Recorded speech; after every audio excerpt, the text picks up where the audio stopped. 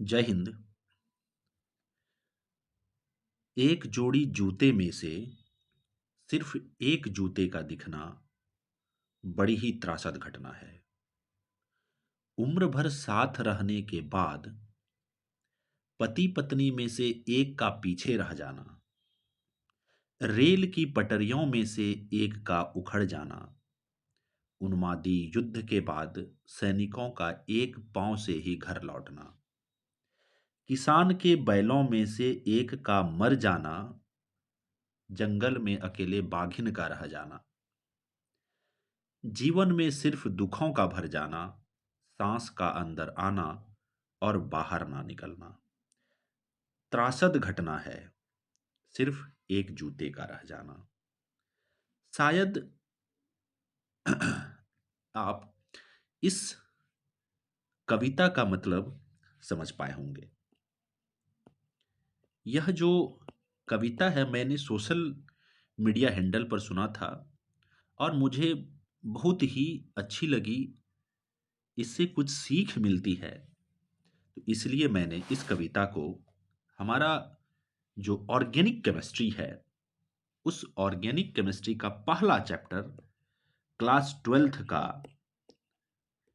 Start करने के लिए हमने सोचा इस कविता को बोला जाए।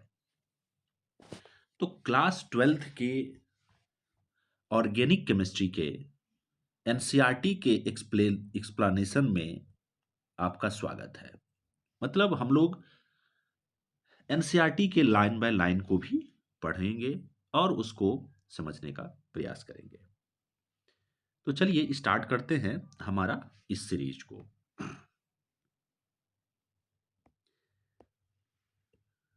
चलिए सबसे पहले देखिए, अगर हम लोग देखेंगे तो यहां पर है, देखिए चलिए हर एक लाइंस को पढ़ेंगे और उसको समझने का प्रयास करेंगे। देखिए स्टार्ट कहता है कि the replacement of hydrogen atom, मतलब हाइड्रोजन एटम का रिप्लेसमेंट होगा किसमें? इन एन एलिफेटिक और एरोमेटिक हाइड्रोकार्बन। अब एलिफेटिक का मतलब क्या? देखिए अगर आपके पास में इस तरह से CH3 CH3 CH3 इस तरह से है, अगर इस तरह का चेन है तो इसको हम लोग क्या बोलते हैं? तो एलिफेटिक, इसको हम लोग एलिफेटिक चेन बोलते हैं। क्या बोलते हैं इसको? तो एलिफेटिक चेन बोलते हैं। और अगर इस तरह से है, इस तरीके से है, तो इसको हम लोग बोलते हैं एरोमेटिक चेन। क्या बोलते हैं इसको? तो एरोमेटिक चेन बोलते हैं। या इस तरीके से अगर बना हुआ हो, जैसे ये इस तरीके से हमारा बेंजीन है, इस बेंजीन में सपोज करिए यहां पर मैंने Cl लगा दिया, तो यह भी एक प्रकार का चेन है, तो इसको भी हम लोग क्या बोलते हैं? तो एरोमेटिक हाइड्रोकार्बन। क्या बोलेंगे इसको? Aromatic hydrocarbon. हाइड्रोकार्बन।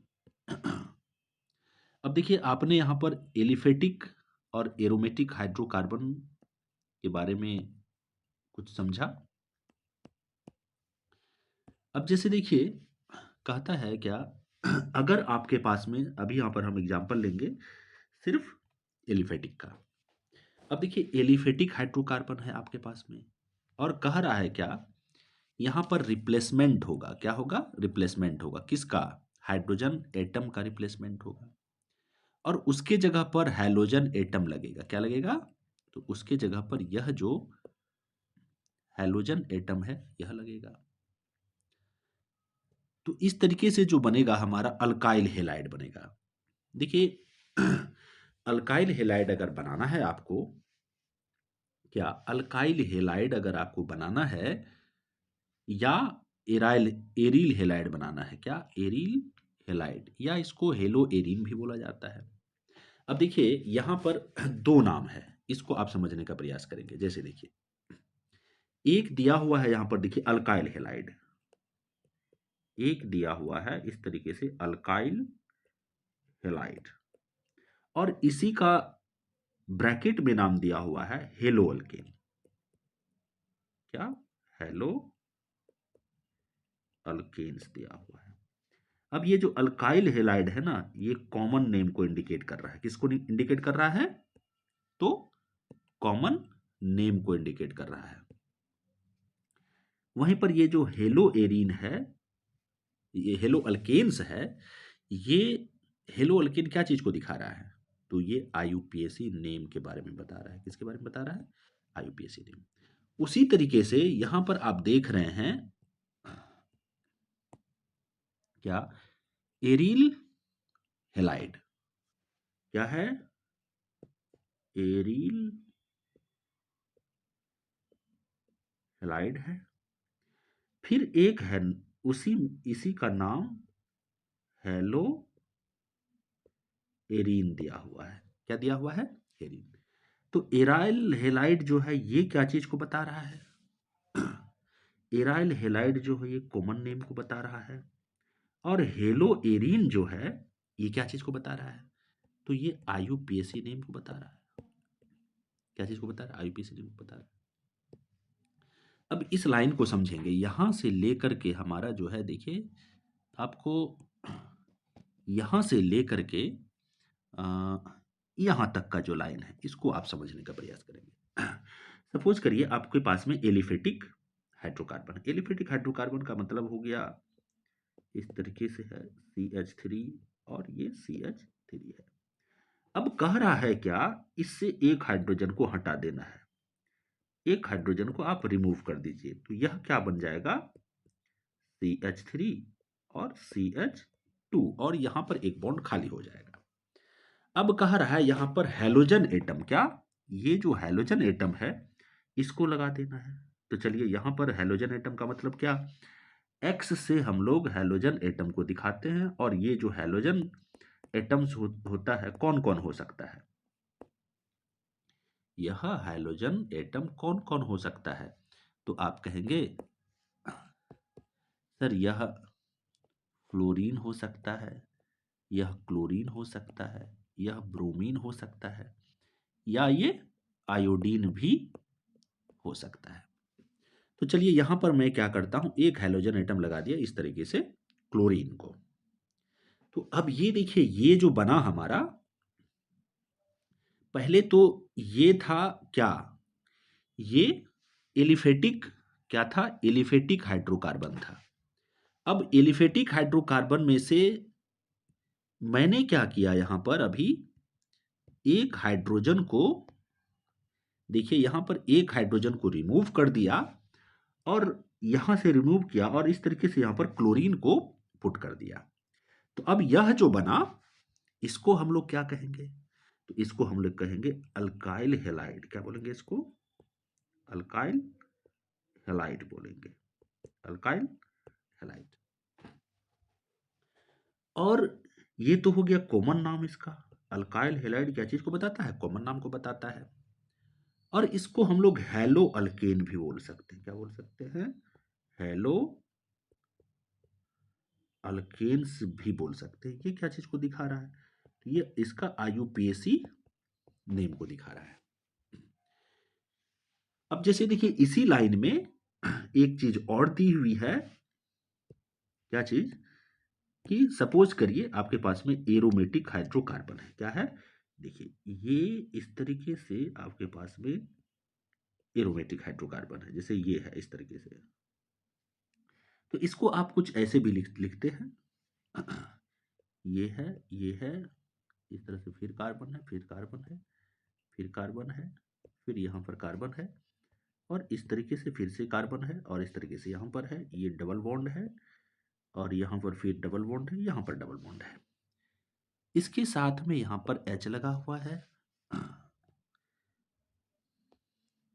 फिर इसके साथ में यहाँ पर H लगा हुआ है, फिर इसके साथ में यहाँ पर H लगा हुआ है, फिर इसके साथ में यहाँ पर H लगा हुआ है, फिर इसके साथ में यहाँ पर H लगा हुआ है, फिर इसके भी साथ में यहाँ पर क्या लगा हुआ है, H लगा हुआ है।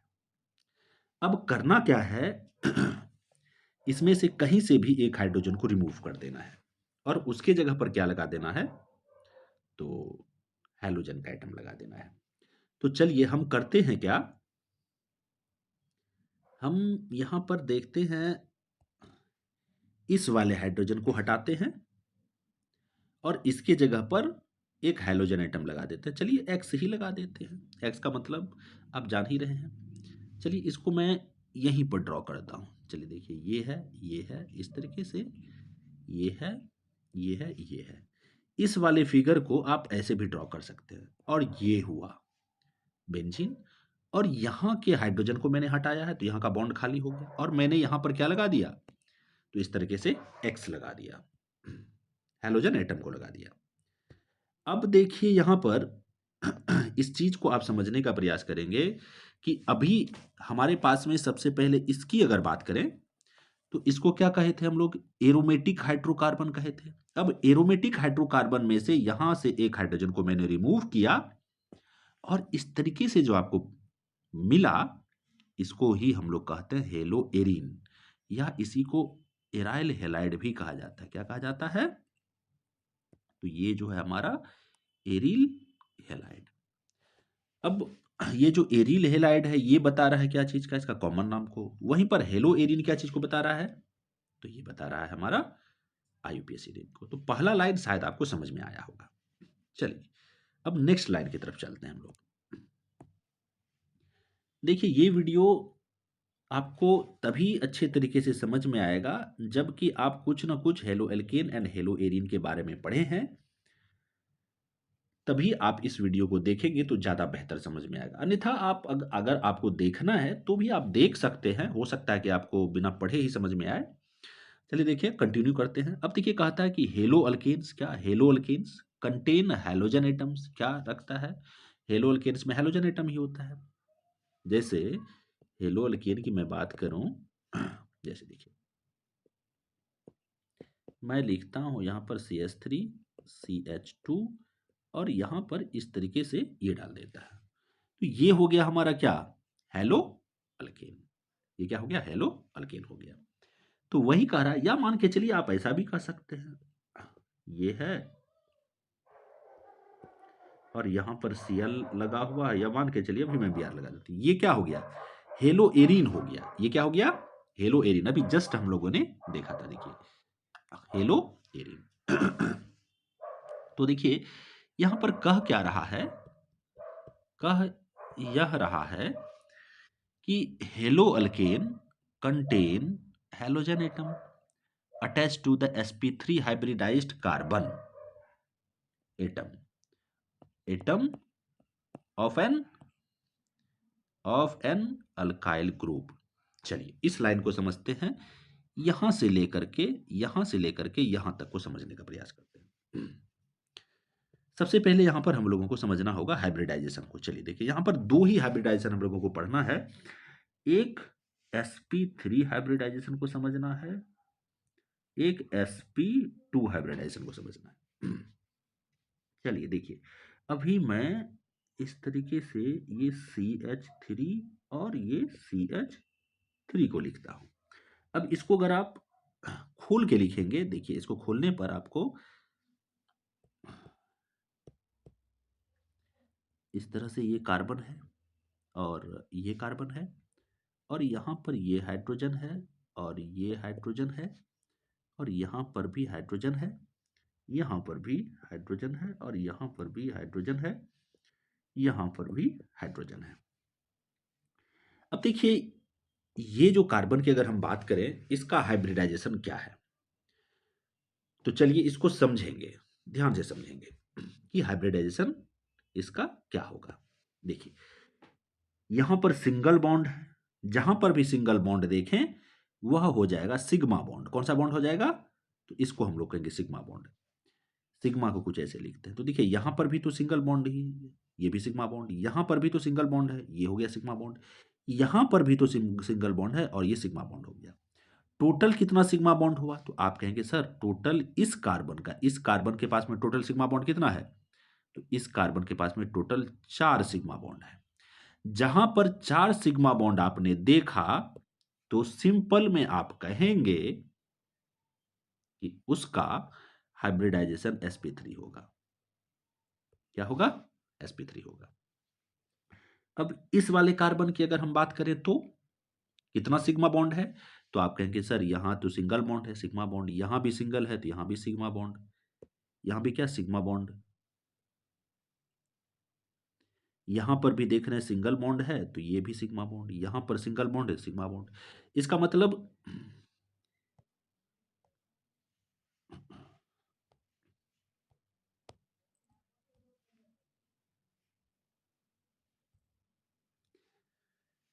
इसका मतलब हो गया, थोड़ा सा मिस्टेक हो गया, चलिए देखिए फिर से हम लोग ड्रॉ कर लेते हैं। जैसे ये कार्बन है,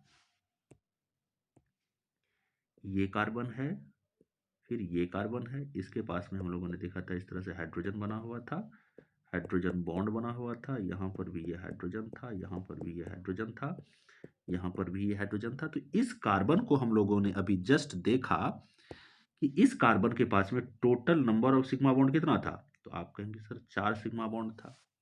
तो ये 4 सिग्मा बॉन्ड होने के कारण इस वाले कार्बन का जो हाइब्रिडाइजेशन है वो क्या हो जाएगा? sp3 हो जाएगा। चलिए और देखते हैं। अब जैसे sp2 की बात की जाए, जैसे देखिए इस तरह से ये डबल बॉन्ड है और यहाँ पर हाइड्रोजन लगा हुआ है, यहाँ पर भी हाइड्रोजन लगा हुआ है और यहाँ पर भी हाइड्रोजन। एक मिनट देखिए, इस वाले कार्बन में यहाँ पर हाइड्रोजन नहीं होगा, बस 2 ही हाइड्रोजन होगा। अब जैसे देखिए, अब यहाँ पर हाइड्रोजन है और यहाँ पर भी हाइड्रोजन है। अब देखिए जहां पर भी डबल बॉन्ड आपको मिले, क्या जहां पर भी आपको इस तरह से डबल बॉन्ड मिले, तो इसमें से एक बॉन्ड सिग्मा होगा, इसमें से क्या होगा? एक बॉन्ड आपको सिग्मा बॉन्ड होगा और एक बॉन्ड पाई होगा। मतलब एक पाई बॉन्ड होगा और एक सिग्मा बॉन्ड होगा। तो चलिए ये वाला बॉन्ड हो गया सिग्मा बॉन्ड, ऊपर वाला को ले लेते हैं हम लोग क्या? सिग्मा बॉन्ड ले लेते हैं। चलिए ये हमारा सिग्मा बॉन्ड हो गया और नीचे वाला क्या हो गया? पाई बॉन्ड हो गया। अब देखिए यहां पर जो है, यहां पर क्या है? सिंगल बॉन्ड है तो ये सिग्मा बॉन्ड हो गया, यहां पर भी सिंगल बॉन्ड है तो ये भी सिग्मा बॉन्ड हो गया। तो मतलब इस वाले कार्बन की अगर हम लोग बात करें, इस वाले कार्बन के पास में टोटल कितना सिग्मा बॉन्ड हो गया? तो आप कहेंगे सर ये यहां पर एक है, एक एक यहां पर हो गया, एक यहां पर हो गया, फिर एक यहां पर हो गया, दो, एक यहां पर हो गया, तीन। इस तरह से टोटल 3 सिग्मा बॉन्ड है। कितना सिग्मा बॉन्ड है? 3।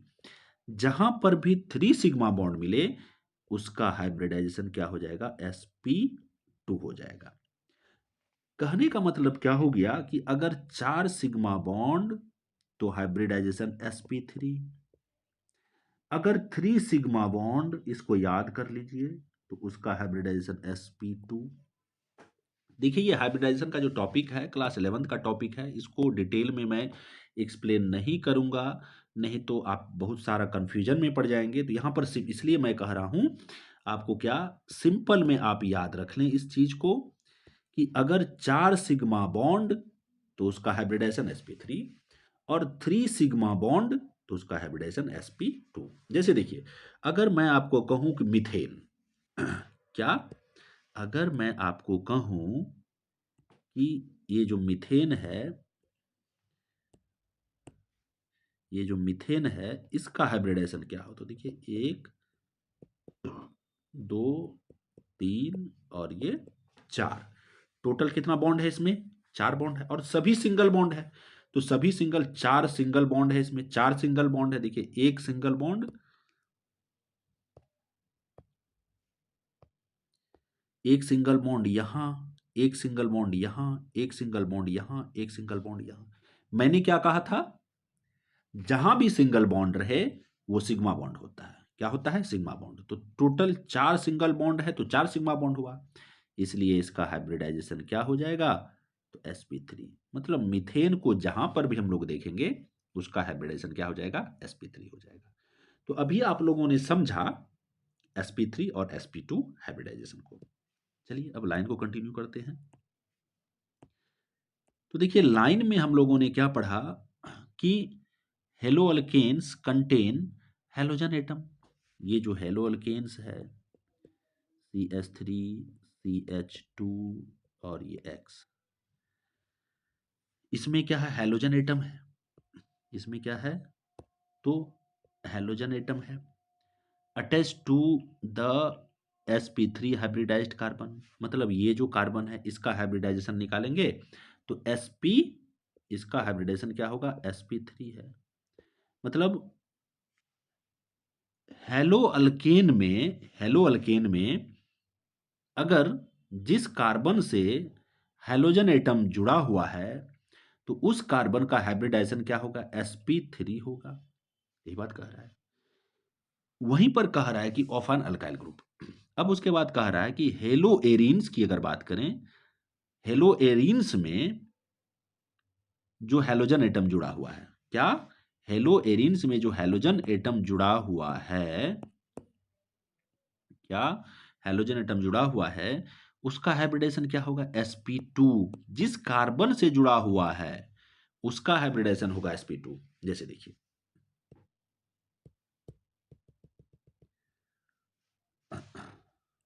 जैसे अभी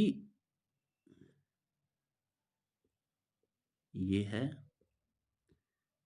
हेलो, चलिए ये हो गया, यहां पर ये X जुड़ा हुआ है, हैलोजन एटम जुड़ा हुआ है इससे। इसका मतलब क्या होता है, जैसे देखिए यहां पर कार्बन होगा, कार्बन यहां पर होगा, कार्बन यहां पर भी होगा, कार्बन यहां भी होगा, कार्बन यहां भी होगा, कार्बन यहां भी होगा, कार्बन यहां। हैलोजन एटम जिस कार्बन से जुड़ा हुआ है, इस वाले कार्बन से जुड़ा हुआ है, इस कार्बन का हाइब्रिडाइजेशन क्या होगा, sp2 होगा। क्यों भाई, कह रहा हेलो एरीन में, देखिए यहां पर haloarene contain halogen atom attached to sp2 hybridized carbon. मतलब ये जो हैलोजन एटम है जिस कार्बन से जुड़ा हुआ है उसका हाइब्रिडाइजेशन क्या होगा, sp2 होगा। ये बात समझ में आई। Carbon atom of an aryl group, ये जो है किस ग्रुप का हो गया, तो ये एरिल ग्रुप का, ये जो है हमारा इसका, ये जो है मतलब ये टोटल जो है एरिल ग्रुप का है। चलिए ये बात समझ में आ गई हुई है। अब देखिए कहता है कि मेनी, चलिए इसको हटाते हैं हम लोग।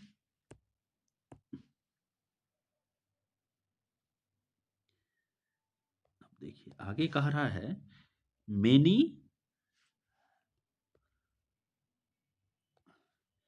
Many halogen containing organic compound. मतलब जितना भी ऑर्गेनिक कंपाउंड जिसमें कि क्या रहता है, हैलोजन एटम रहता है, अकर इन नेचर, है ना, वो नेचर में रहता है। And some of these are clinically useful. इसमें से देखिए ऐसा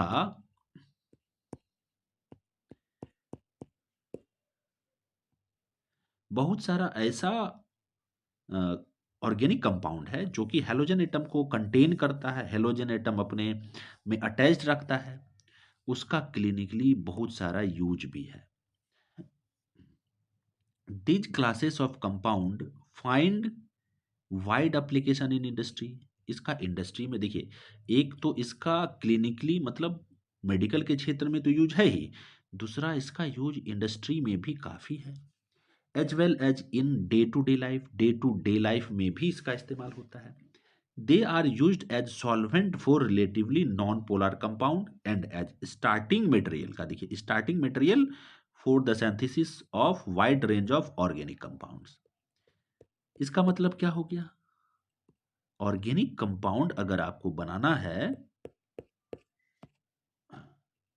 देखिए ऑर्गेनिक कंपाउंड अगर बनाना है तो ऑर्गेनिक कंपाउंड देखिए क्या कह रहा है कि starting material for the synthesis of wide range of organic compound. Organic compound बनाने के लिए स्टार्टिंग मटेरियल के रूप में इसका इस्तेमाल किया जाता है ना, starting material for the synthesis of, organic compound बनाने के लिए जो स्टार्टिंग मटेरियल होता है उसके लिए भी किसका, तो हेलो अल्केन्स का इस्तेमाल किया जाता है। जैसे देखिए क्लोरीन कंटेनिंग एंटीबायोटिक, इसका नाम है क्लोराएम्फेनिकॉल। देखिए एक इसका नाम है, एक एंटीबायोटिक है। कौन सा? तो क्लोरीन, उसमें क्लोरीन होगा। एक ऐसा एंटीबायोटिक है जिसमें क्या होगा? क्लोरीन होगा। और इसका नाम है क्लोराएम्फेनिकॉल। क्या? क्लोराएम्फेनिकॉल। ये एक एंटीबायोटिक है। Produced by micro organisms, is very effective for the treatment of typhoid fever. Typhoid fever में एक एंटीबायोटिक चलता है क्लोराएम्फेनिकॉल, जिसमें कि क्या रहता है? क्लोरीन रहता है। आवर बॉडी प्रोड्यूसेस आयोडीन, हमारा बॉडी आयोडीन प्रोड्यूस करता है, कंटेनिंग हार्मोन थायरोक्सिन, है ना।